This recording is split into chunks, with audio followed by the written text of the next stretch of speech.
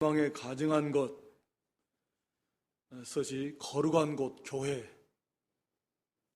설 때 그때 이제 거의 큰 그 환난 임박한 줄 알아야 된다라고 하는 거죠. 다니엘서를 인용해서 예수님께서 말씀하셨는데, 물론 이것은 이제 1차적으로 성전이 예루살렘 헤롯 성전 이제 무너지는 사건을 예언한 거지만, 이제 말세 교회에 임할 그런 환난에 대해서도 지금 말씀하고 있는 거죠. 그래서 멸망에 가증한 것, 결국 멸망하고 말 가증한 것들, 결국은 그리스도를 대적하는 적그리스도 세력들이 교회, 그것이 뭐 국가의 세력이 됐든 이렇게 타락한 기독, 결국은 다 타락한 교회, 그러니까 가짜죠. 그런 교회들, 아마도 대표적인 것이 천주교, 가톨릭이 될 것이다. 왜냐하면 그게 지금 현재 타락한 교회니까. 그리고 이 모든 세상 이방 세력들, 세상 국가의 권세, 우리가 계시록 13장에 보면 아시겠지만, 이제 마지막 세상을 다스리는 세력이 이 적그리스도 세력입니다. 그래서 모든 세상을 다스릴 수 있는 권세가 주어져요. 그래서 이 적그리스도 세력이 다 하나가 돼가지고 연합을 해서 이 교회를 핍박을 할 건데, 그러니까 이 교회를 좌지우지하고 서선 안 될 것에, 그러니까 말하자면 거룩한 곳 교회, 나라가 적기독 세력이 교회에 들어와서 교회를 주장하게 되면 그때가 이미 말할 수 없는 그런 고난이 이미 시작이 된 때다라고 하는 거죠. 그래서 그런 이제 현상들이 많이 일어납니다. 지역적으로, 국가적으로, 특히 사회주의 국가 같은 경우, 중국 같은 경우는 그렇잖아요. 제3자 교회라 그래가지고 지하교회, 가정교회들, 우리가 지하에 있는 교회들이라 중국 정부로부터 인정받지 못한 교회들이, 굉장히 수는 많고 그 대신 크게 할 수는 없겠죠. 아마 중국 정부도 알긴 알 건데 지금은 모르겠습니다만, 코로나 전까지만 해도 그냥 암암리에 크게 문제만 안 일으키면 그냥 놔두는 지켜는 보고 있지만 이제 그런 상황. 가정교회들이 굉장히 지하교회들이 많고, 그런 사람들은 나름대로의 중국 정부의 간섭을 안 받고 믿음을 지키겠다라고 하는 주의인데, 문제는 또 뭐가 문제냐면 이들의 그 신학의 기반이나 신앙의 뿌리가 너무 약하고 혼합 짬뽕되어 있고, 그래가지고 정말 우리가 보면 좀 생각하기 힘들 만큼 그렇게 그 신앙이 정립되어 있지가 않아요. 그래서 자기들이 그냥 알게 모르게 여기저기 인터넷 또 각종 그런 매체 이런 걸 통해서 이것도 받아들이고 저것도 받아들이고 이렇게 짬뽕이 돼가지고 그런 경우들이 굉장히 많습니다. 그러니까 굉장히 혼란스러워요. 저도 그런 가정교회 한 10년 좀 넘게 중국 다니면서 보통 많으면 1년에 한 2번씩 들어갔다가 왔는데, 많은 가정교회들 이렇게 학습 가르치기도 하고, 그다음에 삼자교회는 중국 정부가, 그건 중국 그 종교국에 완전히 거기는 지배를 받는 게 삼자교회죠. 삼자교회는 규모가 그 대신 큽니다. 보통 수천 명, 웬만하면 그 정도에 수천 명 이상씩 되는 것들이 많습니다. 대신 그 사람들은 이제 정규 신학도 공부하고 하지만 그 자체가 중국 정부에서 인정을 받아, 거기에서 인정을 해주는 목사, 전국 정부의 지도를 받는 그런 이제 교회, 철저하게 지도를 받습니다. 아마 그 교회 안에도 들어가면 그런 공산당에 대한 그런 이제 찬양, 은구,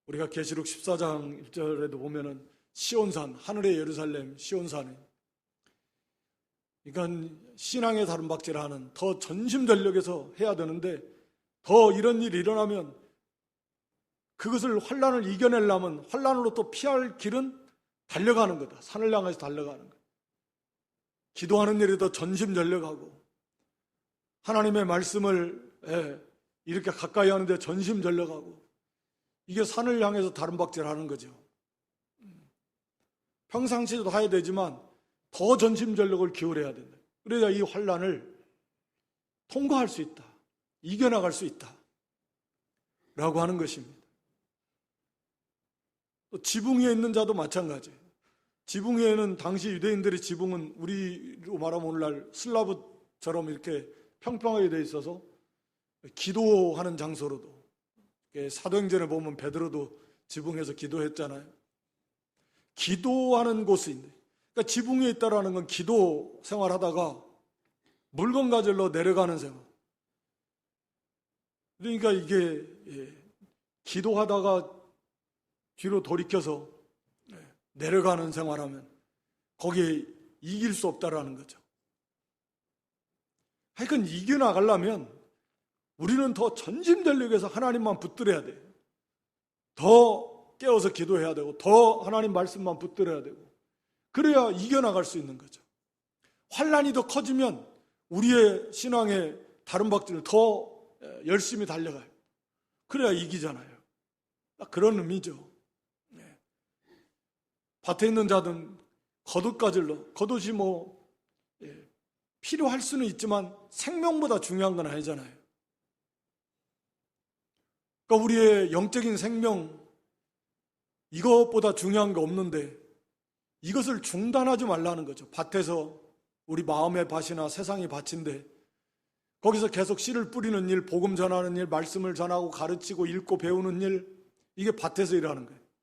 우리 마음의 밭, 세상의 밭에 말씀의 씨를 뿌리는 건데, 그래서 계속 그 말씀이 뿌리를 내리고 자라도록 하는 일인데, 이거를 겉옷 때문에 중단하고 돌이키면 안 된다는 거죠. 더 열심을 내서 다름박질하고, 더 열심을 내서 복음을 전하고 말씀을 배우고 마음에 심고 더 깨어서 기도하고, 그렇게 해야 다가오는 환난을 이길 수 있다 라고 하는 겁니다.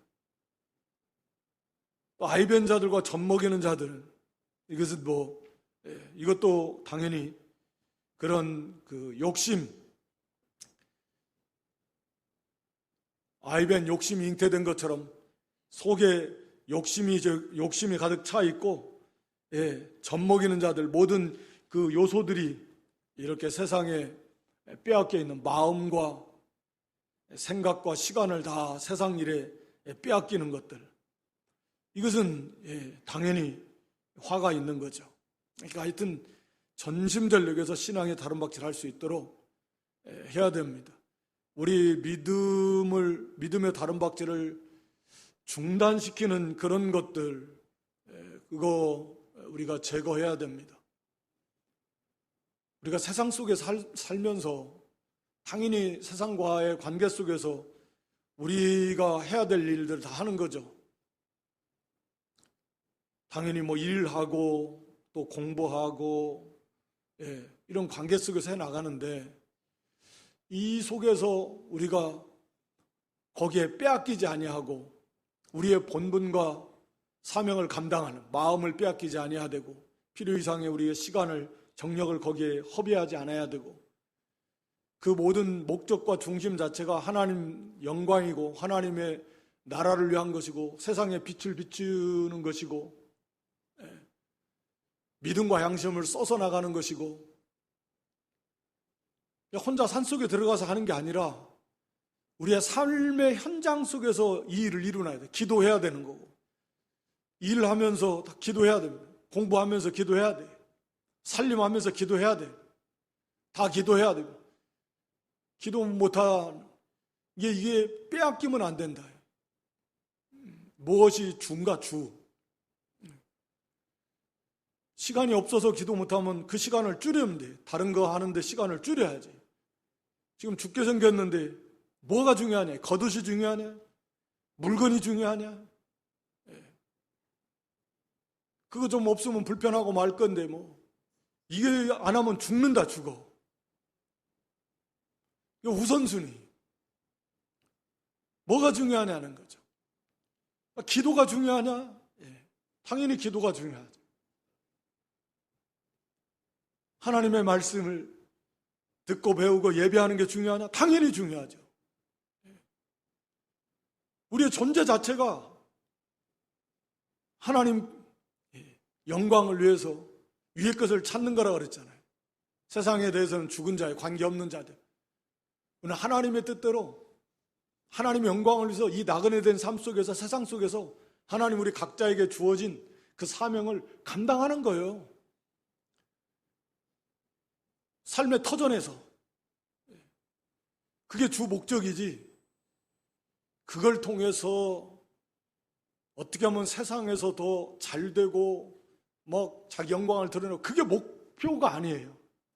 그건 하나님이 주실 수 얼마든지 주시기도 하고 안 주시기도 한데, 그건 우리가 잡으려고 하는 게 아니라 하나님 주시면 받는 거고, 안 주셔도 괜찮고 그런 거지. 목표 자체가 달라야 됩니다. 그러니까 그 싸움을 이루어 나가려면 기도하지 않고는 안 된다. 하나님 말씀을 먹고 가까이 하지 않고는 안 된다. 그렇잖아요. 그게 그냥 가만히 있어서 되는 게 아니에요. 그 싸움을 싸우면서 빛을 비추면서 믿음을 쓰면서 이 나가는 게 영적 능력을 힘입어서 나가야 되는데 기도하지 않고 어떻게 되겠냐. 이제 마지막 때는 아예 그냥 핍박해서 죽이려고 하는데 기도하지 않고 어떻게 그걸 이겨나갈 수 있겠는가. 그러니까 아예 목표 자체를 돈을 얼마 벌어야 되겠다가 아니고, 돈은 하나님이 일하고 일하는 대로 수고하는 대로 하나님이 주시면 감사하고, 많이 주시면 감사해서 적게 주시면 저도 감사하고 족한 줄 알고 청지기로서 잘 관리해서 하나님 뜻대로 사용 못하면 많이 안 받는 게 차라리 복이요. 많이 받았는데 하나님 뜻대로 관리 잘 못해가지고 결산할 때 하나님 앞에서 하나님 많이 주셨을 때는 그거 가지고 하나님 뜻대로 또 하나님 영광을 위해서 많이 쓰라고 주신 건데, 그걸 하나님 뜻대로 잘 관리도 못해가지고 자기 욕심대로만 쓰면은 하나님 앞에 섰을 때 얼마나 손해예요. 반드시 그렇게 될 것입니다. 그러니까 먼저 믿음이 있어서 잘 관리하면 돼요. 가정도 한데 세워야 되지만 욕심으로 가면 한도 끝도 없는 거고, 주신 대로 그냥 관리해서 감당할 만하게 있으면 있는 대로, 없으면 없어도 감사, 있어도 감사인데 반드시 이것은 내 목표가 딱 세워놓고 있어야 돼. 그럼 벌써 목표가 잘못된 거죠. 거기가 아니라 어떻게 하면 오전에 살펴본 대로 위의 것을 우리가 목표로 세우고 찾고 생각하면서 어떻게 하면 하나님의 영광을 나타내고 하나님 기뻐하시는 일을 하고 한 영혼을 구원해내고 그리스도를 닮아나가고 의를 이루어나가고 이 죄와 싸워서 거룩을 이루어나가면서 하나님 나라를 확장하고 세워나갈까, 여기에 초점을 맞추어 가는 거죠. 그래서 이 세상의 모든 삶 속에서 그걸 이루어가는 것. 기도하지 않고는 안 돼. 하나님의 말씀을 먹지 않고는 안 된다. 가장 첫째가 중요한 것이 그런 것이다. 욕심은 말할 필요도 없습니다. 아이 뵌 것과 젖 먹이는 자들처럼. 그건 욕심은, 이건 거의 근본적인 죄입니다. 교만과 욕심은. 그래서 욕심 때문에 이건 다 죄들이 거기에서 나온다고 볼 수 있습니다. 이거 물리쳐야 돼요. 그래서 여기 20절에는 도망하는 일이 겨울이나 안식일에 되지 않도록 기도하라. 겨울에는 너무 추우니까 피난 못 가잖아요. 문자적으로. 추운데 어디를 어떻게 가겠습니까? 너무 힘들어요. 다른 박지 잘 못한다. 안식일날은 말씀을 거역하고 가야 되니.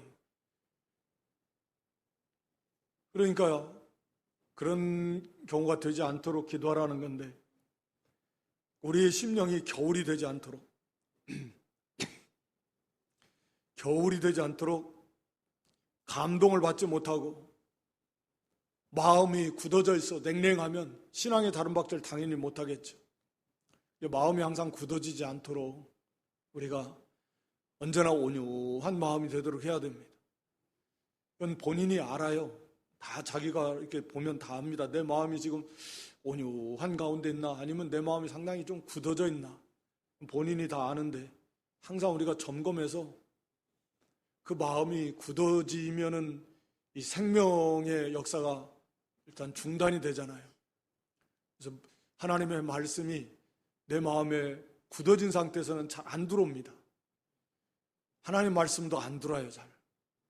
그리고 이게 말씀이 안 들어오면은 뿌리를 내리지 못하는 거예요.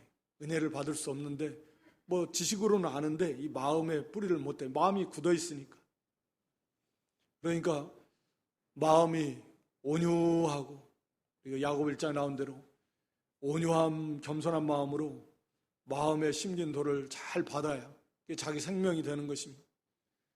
이 겨울이 되도록 벌써 이 냉랭해지고 굳어 있으면 안 돼요. 그래서 마음이, 그럴 때는 빨리 회개하고 회개를 많이 해서 마음이 정말 쑥 누그러지도록, 그리고 말씀을, 안식일이 되지 않도록 하는 거 말씀을 지키면서 신앙의 다른 박질을 잘 해야 된다라고 하는 거죠.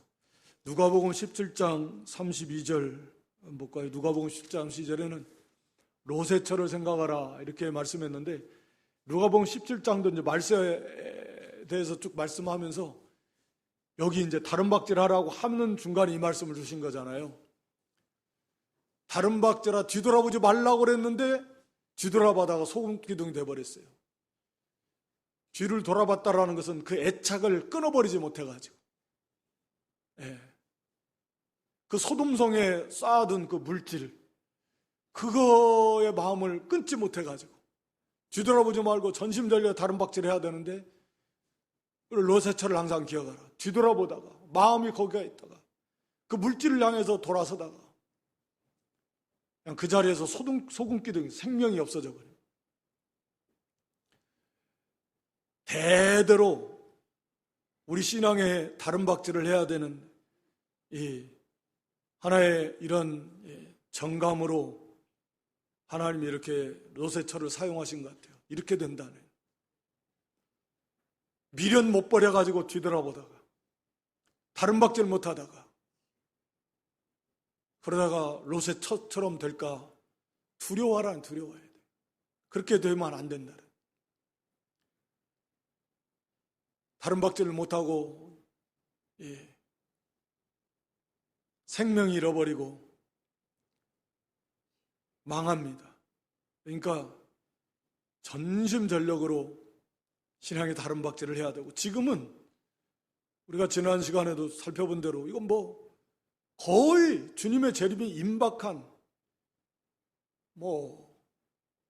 거의 9분응선도 더 지났을 가능성이 많아요. 얼마 진짜 안 남았다. 마지막 복음이 전파되고 이스라엘 민족에게. 그리고 이 흐름이 굉장히 빠르다 그랬잖아요. 예전에는 가서 복음 전하는 속도도, 교통편도 그렇고 모든 것이 시간이 좀 서서히 진행되죠. 지금은 안 그렇잖아요. 아마 전파되는 것도 막 순식간에 문이 열리면 금방 전파되고, 그러니까 굉장히 흐르는 속도가, 전개되는 속도가 굉장히 빠를 것이다. 전 세계가 하나가 돼가지고 교회를 핍박하는 일도 막 금방 될 겁니다. 그게 막 순식간에. 이 분위기라는 게 그렇잖아요. 여론이라는 게 이게 금방 됩니다. 사람들의 생각은 뭐 그렇게 오래 안 걸려요. 그러니까 첫째 기근과 지진 여러 가지 그런 난리, 또 온역, 많은 이런 현상들이 일어나고 있고, 또 이제 마지막 남은 게 이 복음, 모든 민족의 복음이 전파되는 거. 얼마 안 남았다. 그렇다고 하면 몇 년? 몇십 년? 몇십 년도 모르는 거죠. 우리가 그걸 정확히 말할 수는 없지만 그렇게 긴박하게 생각을 하셔야 된다. 느긋하게 그냥 그렇게 생각하시지 막 벌써 그 자체가 잘못된 거죠. 그 자세가. 근데 오늘 여기 본문에 읽지는 않았지만 그런 건데, 그래서 항상 정신을 차리고 깨어 있으라는 거예요. 그리고 이제 거기 21절에는 큰 환란, 창세로부터 지금까지 이런 환란이 없었고 후에도 없으리라. 전무후무한 환란이죠. 그러니까 말 그대로 마지막 때는 이런 극심한 환란이 있을 것입니다. 이 교회에 대한 환란이. 물론 마지막 이 세상도 이제 주님의 재림 심판을 받아서 망하게 될 거지만, 사실은 세상도 겪어보지 못한 환란을 당하게 됩니다만 교회도 겪어보지 못한 그런 환란을 겪게 될 것이다. 계속 반복해서 봅니다. 우리가 계시록 13장에도 쭉 읽어보시면, 그래서 결국은 교회와 싸워서 성도들을 이긴다 그랬어요. 이 적기독 세력이. 전에는 해하지 못합니다. 아직까지도 함부로 못해요. 교회에 힘이 있어서. 그러나 이제는 이제 이겨요. 주장합니다. 교회를 완전히 이제 짓밟고 모이지 못하고 죽은 자처럼 되게 될 것이고, 이마에나 오른손에 표를 받지 못하면 666 우상에게 경배하고 절하라. 그 표를 받고 나는 우상에게 속한 사람입니다. 표를 받으라는 거예요. 딱 되면 실제적으로 그럴 가능성이 많아요. 표를 받아야 되고 사상적으로 굴복해서 우상을 섬겨야 돼. 절해야 돼요. 그러니까 창세 이후로 생명책에 기록되지 못한 사람은 전부 다 거기에 넘어가게 돼 있다 그러지. 하나님 백성은 안 그래요. 다 통과합니다. 그래서 많은 사람들을 잡아 죽이고 많은 사람들이 잡혀가고 고난받고 생존권을 박탈당하고 그런 고난을 받게 될 것이다 라고 하는 것입니다. 그렇지만 22절에 그날들을 감하지 아니할 것이면 모든 육체가 구원을 얻지 못할 것이나 그러나 택하신 자들을 위해 그날들을 감하시리라. 택하신 자들을 위해서 그 하나님의 백성들이 그 환난을 통과할 수 있을 만큼, 그러니까 감당할 수 있을 만큼만 주시겠다, 그 말씀입니다. 감당할 수 있을 만큼만.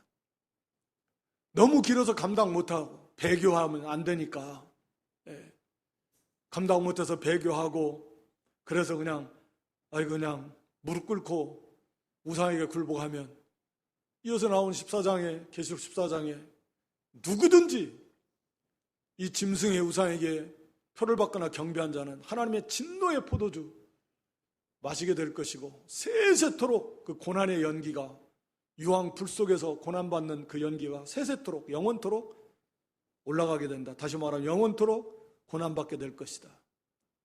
그러니까 하나님께서 하나님 백성들이 감당할 수 있을 만큼만 주시는 거예요. 걱정할 건 없어요. 그게 아닙니다. 그러니까 계시록이 이기는 자라는 표현이 많잖아요. 이기는 자. 이게 교회예요. 그게 성도입니다. 다 이겨요. 준비하라는 거죠. 준비하라고 말씀하시는 겁니다. 여기 25절에 보라 내가 너희에게 미리 말하였노라. 이 준비예요. 준비하면 다 통과합니다. 그 능력이, 위로가, 힘이, 담대함이 하나님께로부터 와요. 그 강함이 하나님께로부터 오는 강함입니다. 내 인간의 의지와 노력, 힘, 능력으로 통과하는 게 아닙니다. 이건 믿음으로 가는 거고 하나님이 함께 하시는 그 능력으로, 그 위로해 주시는 위로와 힘으로, 그 담대함으로 이걸 이겨가는 거지 무슨 인간의 의지, 노력 그런 걸로 가는 게 아닙니다. 그래서 다 이겨나가는데 단 한 가지, 준비하라는 거예요. 준비. 성도들은 그걸 이제 말씀하고 있는 것입니다. 거짓 그리스도들에 대해서도 다시 한번 말씀합니다. 미혹당하지 말라. 우리가 그래서 계시록 13장에도 거짓 선자가 하늘에서 불이 내려오게 한다 그랬어요. 엘리야 선자처럼 하늘에서 불이 내려오게 하고 많은 사람들을 미혹시켜가지고 실제로 불이 내려오게 그래가지고 쫓아갈 겁니다. 주님이 미리 말씀하신 그런 일이 많이 있을 거다. 이런 환란이 있을 거다. 네가 미리 알고 그런 일 당하면 막 당황하지 말고 놀라지 말고 도대체 왜 이런 일이 있어야 되나 하지 말고 잘 준비하고 있다가 이제 오고 있구나, 왔네 하고 잘 통과하라 그 말입니다. 준비하라 그 말입니다. 예수님 재림은 온 세상 모든 사람들이 다 알 수 있게끔 모든 사람들이 다 눈으로 다 볼 수 있습니다. 인간의 생각으로는 어떻게 그게 가능하냐?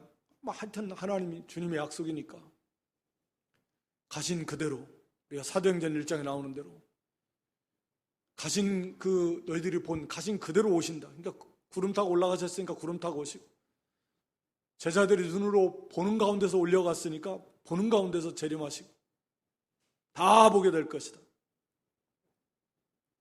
반드시 그렇게 될 것이다 라고 하는 것입니다. 그리고 그날은 28절에 죽음이 있는 그 독수리, 죽음 이런 사체들이 있으면 독수리들이 모이듯이 이 세상에 죄와 악이 가득하기 때문에 반드시 주님의 재림이 임해야 되고 그리고 심판 이것은 반드시 있게 된다라고 하는 것입니다. 그래서 거기 29절 환란 후에 즉시 해가 어두워지고 달이 빛을 내지 아니하고 별들이 하늘에서 떨어지고 하늘의 권능들이 흔들린다. 주님의 재림 직전에 일어나는 현상들인데 물론 이게 이제 영적인 의미에서 우리가 교훈을 받은 대로 해는 진리를 나타낸다. 또 달은 교회, 왜냐하면 달은 해의 빛을 받아서 비추어 나가는 게 달이니까 진리를 받아서 비추어 나가는 게 교회니까 달은 교회. 그러니까 진리가 어두워지고 교회가 빛을 비추지 못하고 별들이 성도들과 지혜 있는 지도자들이나 성도들이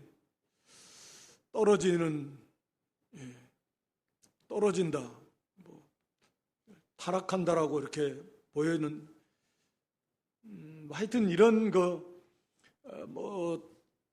영적인 의미로도 우리가 이해할 수 있지만 이게 중요한 것은 이건 문자적인 의미로 이것을 먼저 받아야 돼요.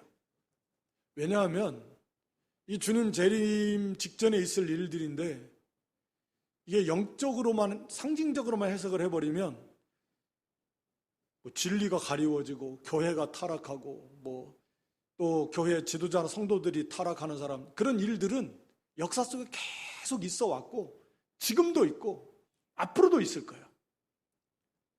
어떻게 분별합니까? 주님의 이게 재림이 임박했는가 어떻게 불러요? 지금도 교회들이 막 쑥쑥쑥 타락한 일들이 막 드러나 진리가 막 섞어지고 혼탁해지고 진리 자체야 거기에 다른 걸 섞어가지고 교회가 세속화되어지고 그러니까 이런 일들은 역사 속에 계속 있어 왔다라는 거죠. 지금도 있는 거고 마지막 때도 물론 있을 겁니다. 그러니까 이건 1차적으로 항상 이건 문자적인 의미에서 우리가 계시록 8장에 보면 나팔장이 말해요. 나팔. 넷째 천사가 나팔을 부니까 해 3분의 1이, 달 3분의 1이, 별들의 3분의 1이 침을 받아서 빛을 못 비춰요. 이건 문자적인 의미로 이루어진다고 봐야 돼요. 1차적으로는. 그래야 이건 다 하는 거죠. 어마어마한 일들이죠. 그래서 우리가 누가복음 21장에 보면 사람들이 미쳐버린다 그랬어요. 너무 두려워서. 이게 세상에 될 일을 생각하면서 이게 어떻게 이런 일들이 일어나냐. 사람들이 너무 무서워가지고 미쳐버릴 만큼. 이런 일들은 문자적인 의미에서도 일어나야 돼요. 그래야 사람들이 미치지, 너무 무서우니까 미친다는 거잖아요. 여기 미친다라는, 뭐 제가 그냥 강조해서 하는 게 아니라 미친다라고 되어 있죠? 누가복음 21장.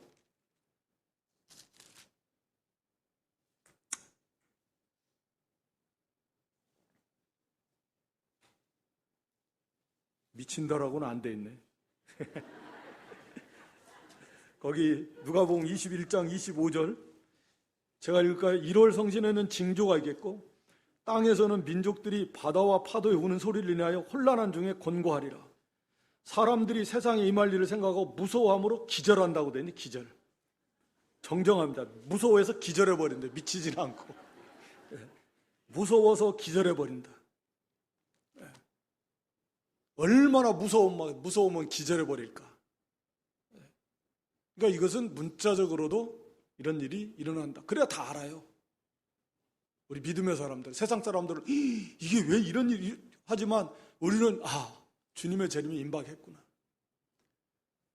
이런 이제 큰 환난 핍박 속에서도 이런 어마어마한 이 재앙이 겪어보지 못한, 뭐 아까 계시록 8장에 뭐 넷째 해서 뭐 해, 달, 별이지만 그 전에도 벌써 땅의 3분의 1, 바다의 3분의 1, 강의 3분의 1, 3분의 1들이 완전히 황폐화돼 버리면, 말이 그렇지 3분의 1이 황폐화돼 버리면요, 땅의 3분의 1, 지금도 계속 황폐화되고 있는데 3분의 1, 전체 3분의 1은 그렇게 된다고 봐야 돼요.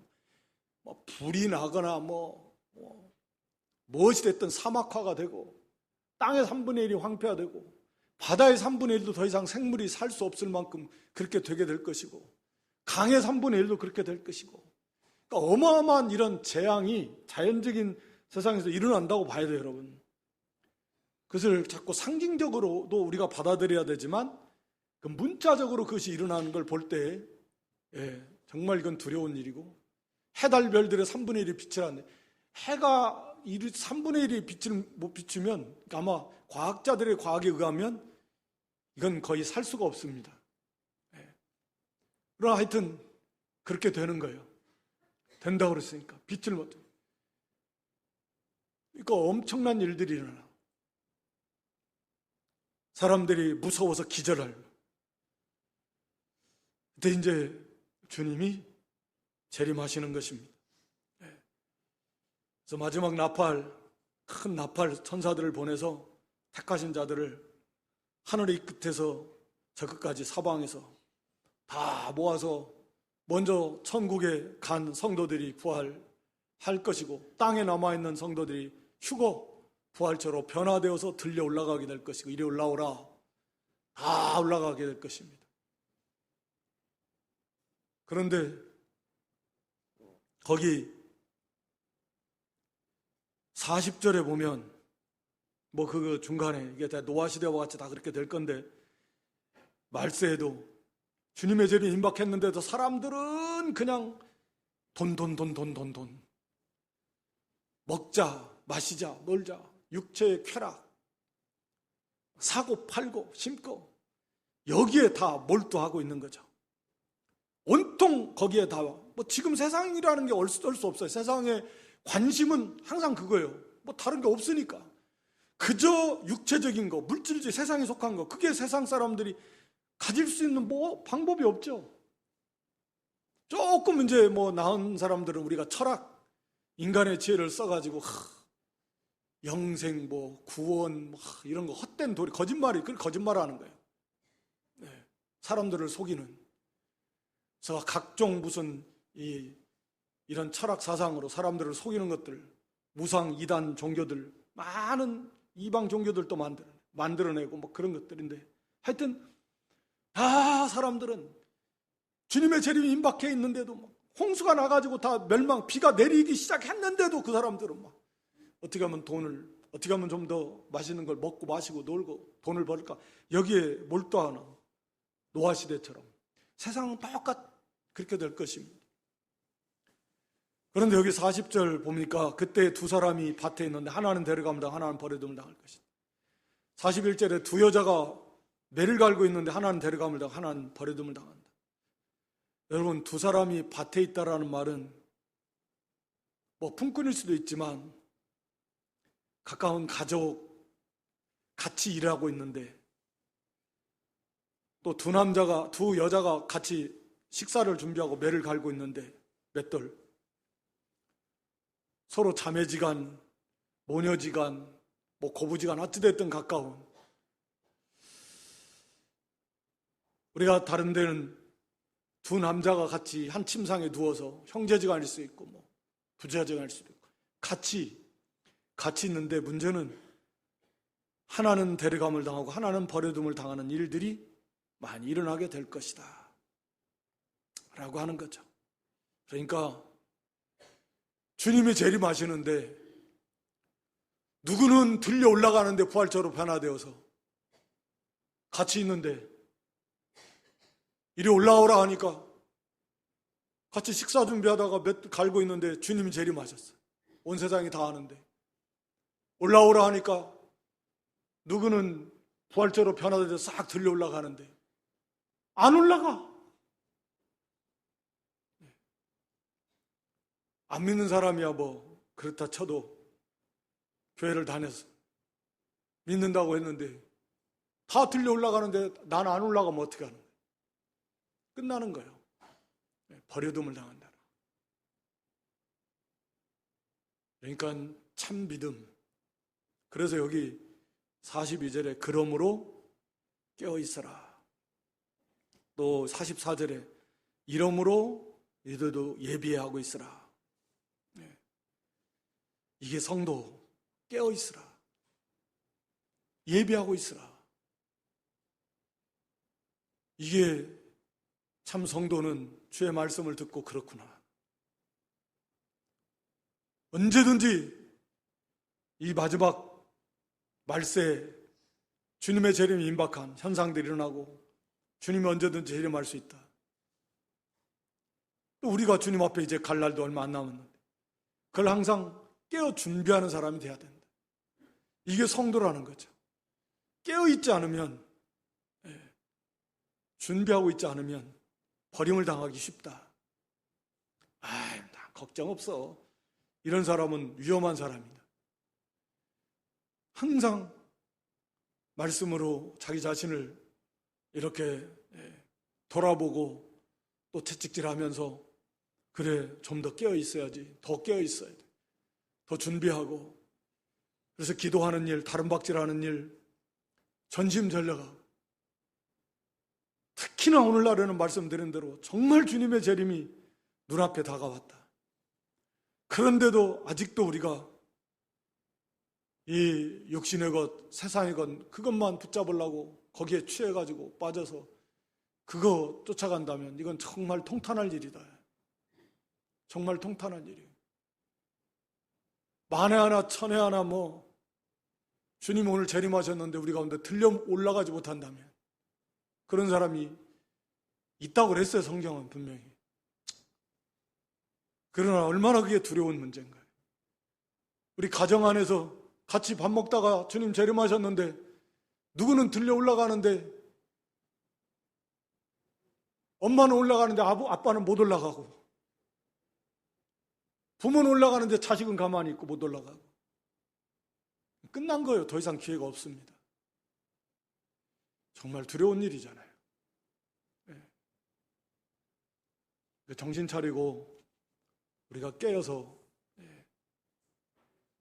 기도에 힘쓰고 하나님의 주님의 재림을 준비하고 시대를 분별해서 또 닥쳐올 환난도 준비하고 전실염조에서 다른 박질하는 그리고 무엇보다 아직 돌아오지 못한 우리의 가족들, 우리의 자녀들, 2세들, 3세들 정말 눈물로 부르짖고 간절하게 권면하고 끈질기게 속히 하나님 앞으로 인도하고 교회 나온다고 다 구원받는 거 아니잖아요. 그래도 일단은 교회를 나와 끊임없이 기도하면서 진실한 믿음의 그런 열매들이 삶 속에 나타나는 걸 봐야 마음에 좀 안심이 되죠. 우리 자신이 먼저 그래야 되고 우리의 자녀들이 우리의 이웃과 동료들이 매일 보는 그 동료들 우리가 좀 안타까움을 가지고 간절함을 가지고 그들을 구원해내는 일에 우리가 좀 전심전력하는 그런 믿음 될 수 있기를 주님의 이름으로 축원합니다.